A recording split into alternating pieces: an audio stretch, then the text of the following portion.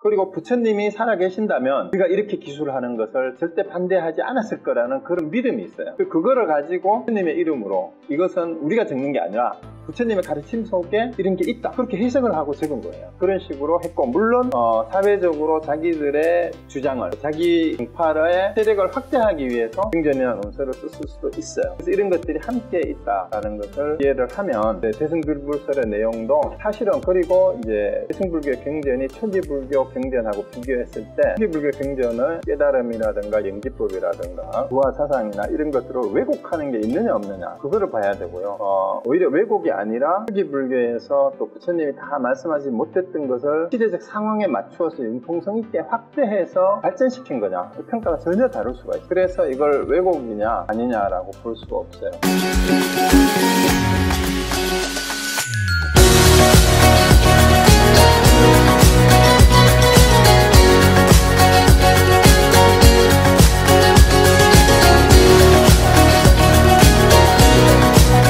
마지막은 제 생각을 그냥 정리했는데요. 대승불교 양면성이라는 것은 이제 특히 이제 당시 부파불교가 지나치게 현학적이고 개인적인 수행에 치우쳤는데, 이것을 이제 중생구조와 깨달음에 대한 보평성, 대중성, 이런 걸 강조했다라고 할 수 있죠.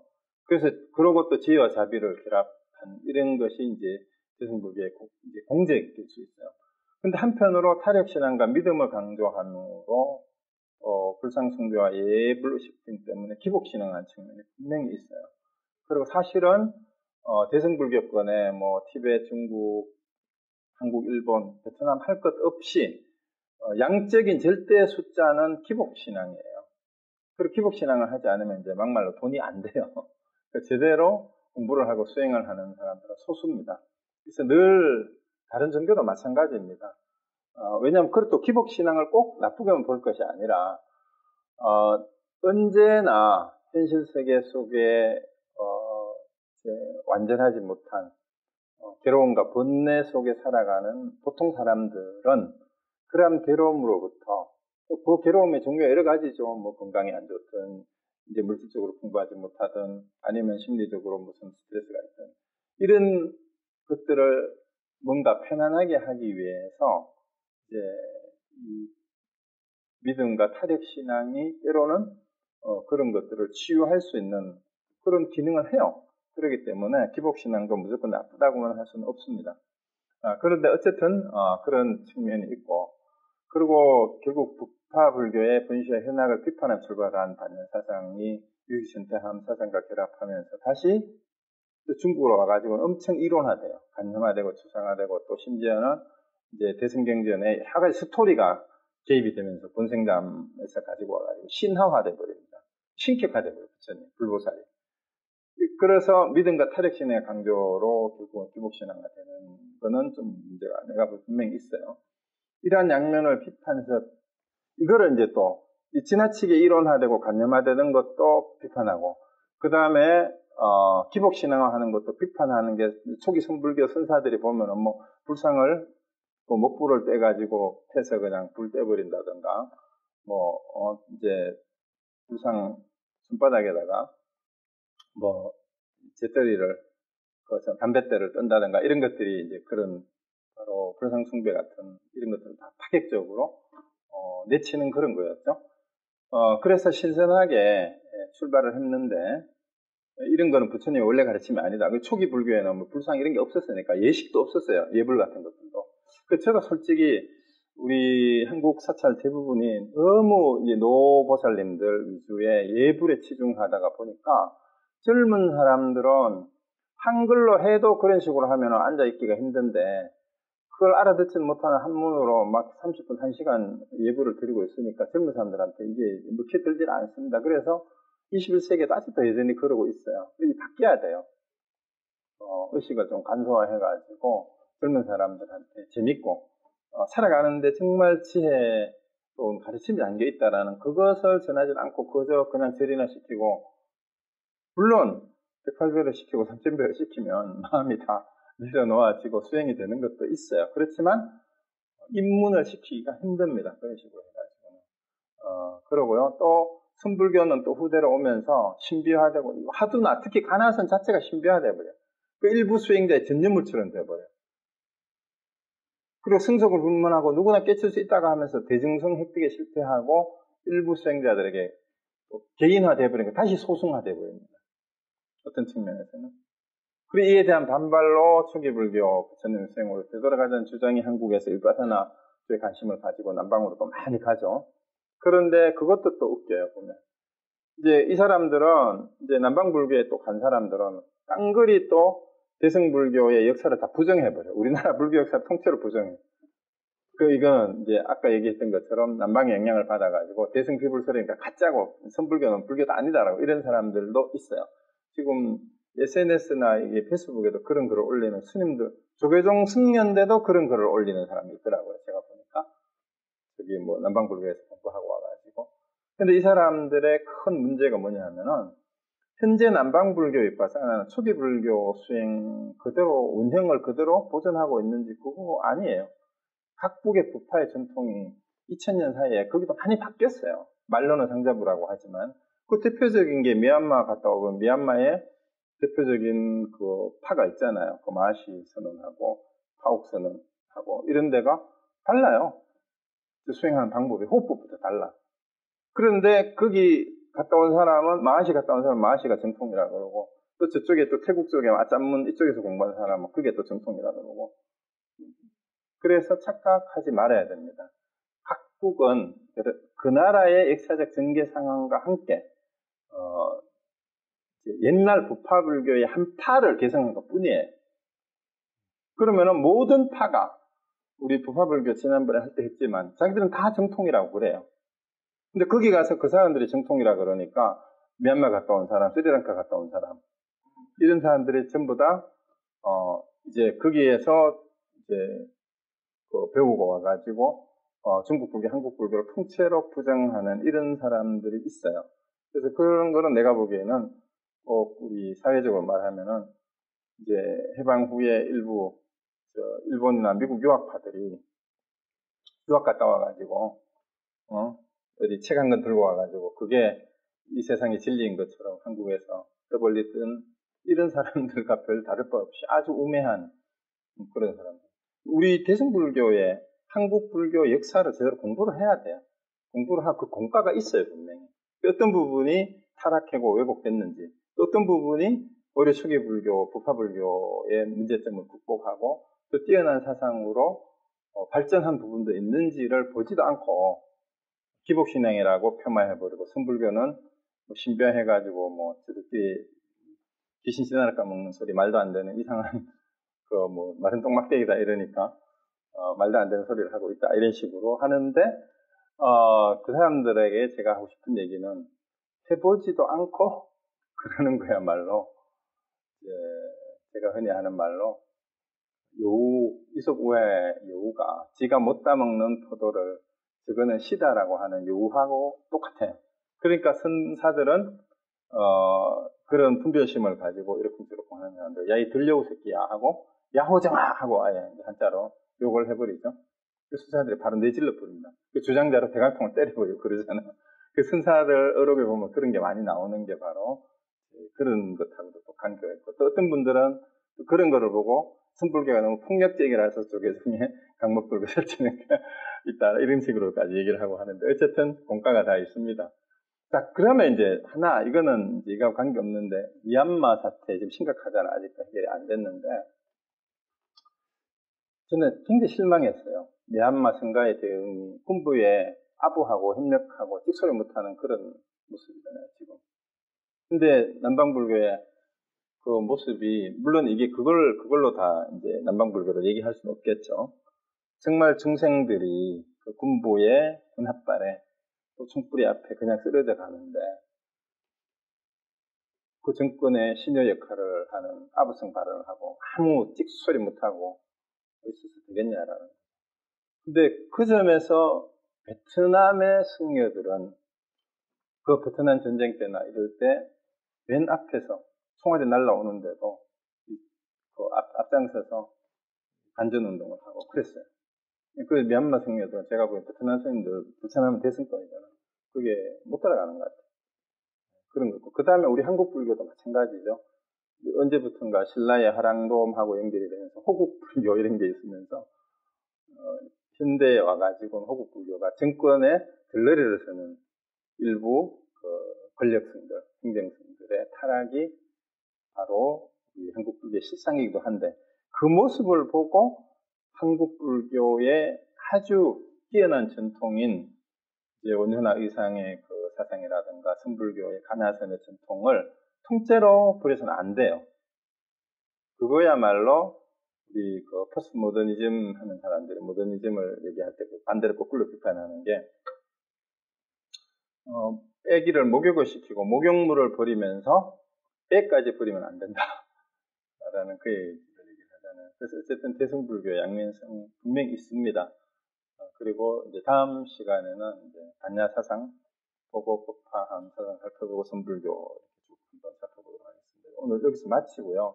우리 좀 하다가 보니까 1시간 반 정도 됐는데 우리 회장님도 그렇고 여러분들이 개인적으로 이론 공부뿐만이 아니라 원래 여기 제가 지금 강의하고 있는 장소가 LA 동국대학교 강의실을 하나 빌려서 여기 이제 금강불자에서 같이 공부도 하고 앉아서 참선도 하고 하려고 마련한 공간인데 이 팬데믹이 되고 나서 같이 모이지도 못하니까 우리가 이제 줌으로 이렇게 했는데 줌으로라도 우리 참선하는 시간을 좀 가졌으면 어떻겠느냐. 그리고 공부가 끝나고 나서 잠깐이라도 그 자리에서 뭐 집이면은 방석이 있는 분은 놓고 앉아도 좋고 아니면 의자에 앉아서도 해도 돼요. 그래서 실제로 참선 수행을 조금 하는 게 좋겠다라는 말씀을 말씀하셔서 저도 사실은 이 이론보다도 참선하는 걸 더 좋아합니다. 참선하고 이건 참선하는데 도움이 되고 의미가 되는 얘기를 같이 얘기를 하고 그랬으면 참 좋겠다라는 얘기가 있어서 개인적으로 아마 매일 기도도 하고 벽팔배도 하고 또 참선을 하시는 분들이 계시다고 들었어요.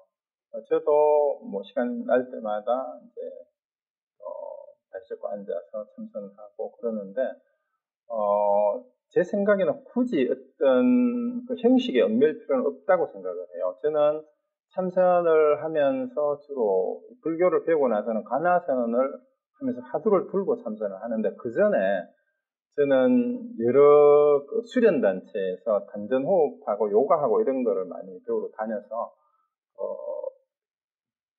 이제 묵조선에 해당되는 거하고 호흡법, 수식관 같은 거를 많이 해봤어요.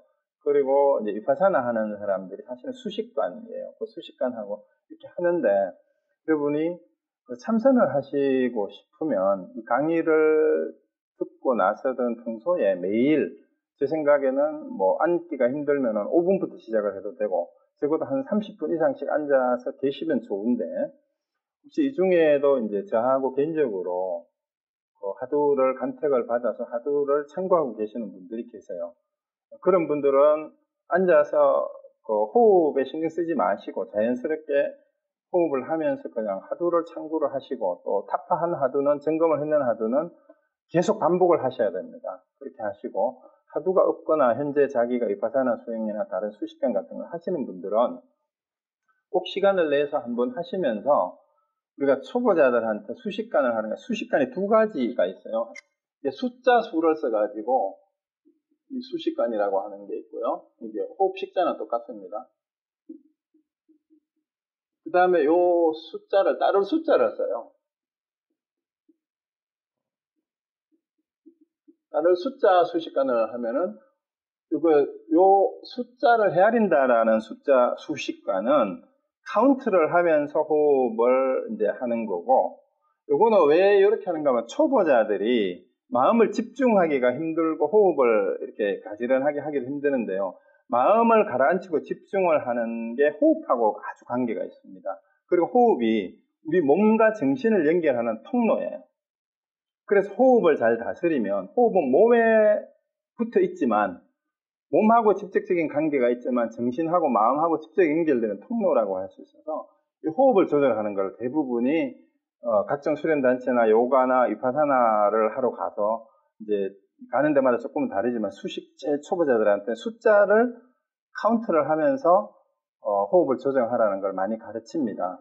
근데 그게 이제 어디마다 다른데 이제 1에서 10까지 하나, 들어 마시면서 하나, 내쉬면서 하나, 또 들어 마시면서 둘, 내쉬면서 둘, 이렇게 10까지 가서 거꾸로 9, 8, 9, 7, 7 이렇게 해서 거꾸로 이렇게 해서 이제 호흡이 가진해질 때까지 계속 하는 이런 방법이 있는데 숫자를 카운트를 하다가도 10까지 가지도 못하고 중간에 끊기고 잡생각이 들어오기도 하고 그래요. 그런데 그거는 훈련이 안 돼서 그런데 사실은 아마 처음 해보시는 분들은요 1분도 중간에 잡생각이 안 들어오고 카운트를 지속하기가 사실 힘듭니다. 그만큼 우리가 마음을 집중하기가 힘이 들어요. 근데 일단 한번 해보시면 되고 안 되는. 근데 이 수식과는 따를 숫자를 쓰는 수식과는 뭐냐면 호흡을 그냥 지켜보는 거예요. 숫자를 세지 않아요. 이게 조금 고수들이 하는 방법이에요.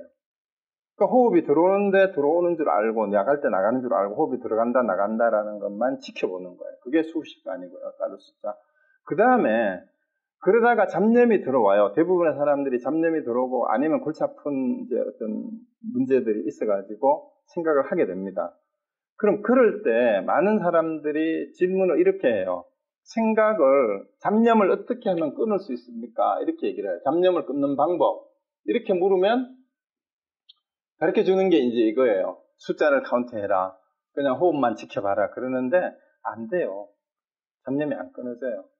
제가 말씀드리고 싶은 거는 잡념을 끊으려고 하지 마세요. 왜 그런지 아세요? 여러 가지 하여튼 골치 아픈 생각이 있어. 이걸 나 끊어야지. 그만 생각해야지. 그러면은 잡념이 없어집니까? 안 끊어져요. 안 끊어지고 다시 뭐만 하나 더 늘어요.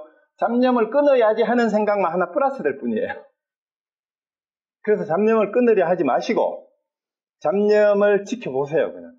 그게 수식관보다 더 뛰어나요. 생각을 따라가는 거예요.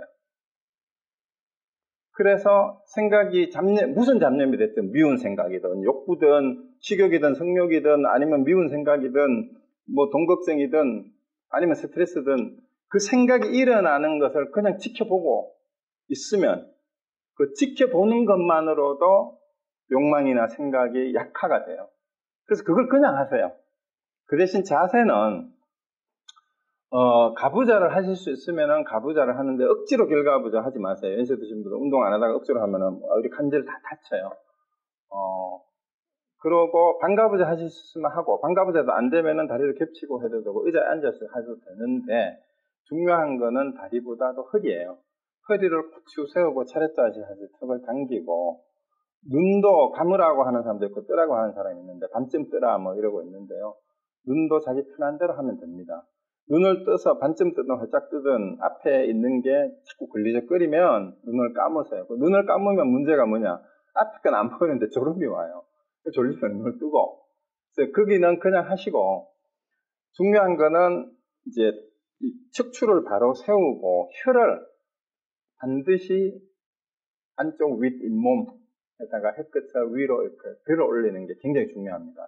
이게 왜냐하면은 우리 인체의 에너지가 우리 단전호흡 하는 사람들은 그 얘기하면 우리 요 단전에서 밑으로 내려가서 등을 타고 올라와서 인중까지 왔다가 여기서부터 단전으로 내려가는 거 이게 소주천이라 그러는데 요 입이 찢어져 있기 때문에 요 인중에서부터 이쪽으로 내려가는 기운 통로가 잘린대요. 그래서 혀를 위로 갖다 대면 통로가 연결이 된답니다. 기운이 믿거나 말거나.